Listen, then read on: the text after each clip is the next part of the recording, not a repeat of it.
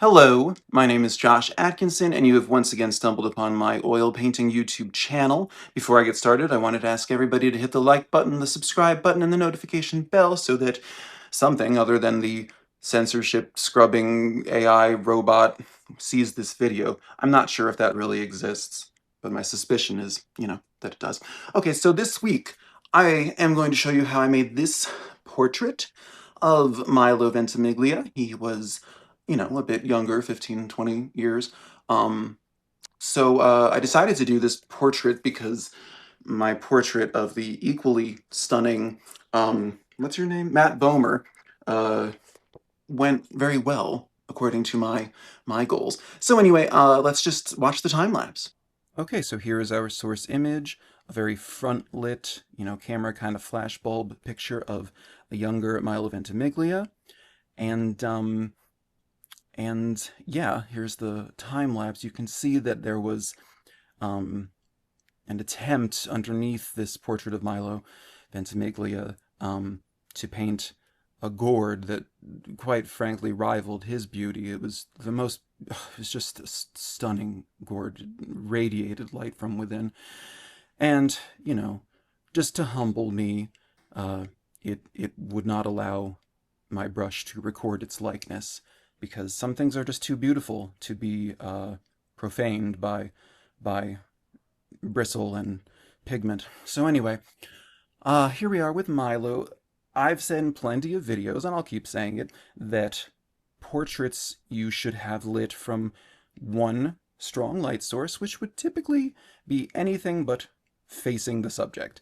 It would be from the right, the left, up, down, but front lit, like this portrait is just asking for trouble, because it reduces the shadows, it reduces the value contrast that tells us what is, what plane of the face is closest, what plane of the face is furthest. So without that, it can look a little cartoony, a little more like illustration than quote unquote fine art. So I struggled with this one a bit. I'm trying to move his eye over now. Yeah, I don't know. I did all kinds of things wrong. Um, the nose is too long. The jaw is not uh, angled correctly. His chin is kind of pointier. But we get there in the end. I wanted to do this picture of him because I like looking at him, but also because I was extremely happy with the way my portrait of Matt Bomer came out, and that was another, unfathomably good-looking young man who was lit by a flash bulb sort of situation. I don't know if cameras actually have flash bulbs or if I'm dating myself. Not that I was alive in the 1920s. Maybe I was. Anyway, he's lit from the front. So that painting went well, and I thought I would try it again. So now I'm at the point where I begin to distort with my blocky, pure color placed where I see it or I can kind of imagine it, and then we wiggle and dance with it moving forward. But uh, if you go back 10 seconds, you'll see that I had not gotten the likeness precise enough to be moving on to this stage. I don't want to always have to get like a basically perfect likeness before moving on to the more experimental stage of my paintings, but for the moment it does seem to work better that way. This one, it goes in and out, because again, the nose is still too long, the chin is not pointy enough, there's just his ears just keep getting bigger and bigger. There's all kinds of problems with the underlying likeness. I don't know what it's like to be like an atelier trained fine artist, but you should still subscribe to my channel, click like and notification bell buttons and all of that. Out of sympathy, I don't know. But I guess people who do like bark drawings and learn how to do all of that academically, maybe they really don't make proportional mistakes. Maybe. But I certainly still do. And that nose is still weighing down his face. It is so much longer than his nose actually is. So I'm like, maybe it's the eyes, maybe I'm trying to... One thing I loved about the Matt Bomer portrait was that I just didn't paint his pupils, but he has very bright blue eyes. It didn't really translate as well with Milo Ventimiglia's dark brown eyes. I'm saying his last name because I don't want to make it sound like I think we're friends. Um, yeah, I have an active fantasy life about this actor, but I'll leave it at that. So this is just a mess. Now you can see I'm kind of moving away from the crazy colors and going back toward just like how do I get his likeness. And now we're a lot closer because the nose is beginning to move north, the chin is beginning to point more forward. So I'm just kind of tinkering with it, and all of this could have been avoided if I had just gotten the likeness down before I moved on to this phase. But I don't know. I'm trying to be looser and freer. Someone commented that they liked my style of tiling, so I looked up what that meant. And tiling is just placing blocky, I guess, pure color, like without blending it.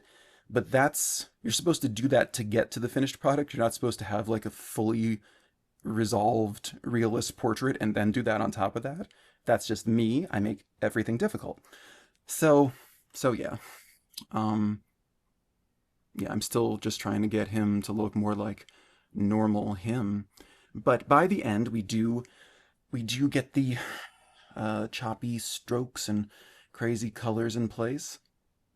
And and yeah, I don't know. I this was more of a struggle painting, but what ends up working ultimately, and I guess what the lesson of this video really is that I just went back to the basics. I got the likeness correct by using proportion, by comparing, the edge of his nose to his cornea, to matching the edge of his lips to the center of his eyes. Like you just use the normal proportions. Just measure it with your brush handle. It's a nice straight edge, and it will tell you where something should align with something else. And then I go back to the basics as I have thus far developed them, of using these choppy, blocky brushstroke color placements. I just did it less self-consciously. I just said like, okay, what do I see there? I see yellow ochre, I see sap green, I see a very light, blue, whatever. I see oranges and reds. And so I started doing that.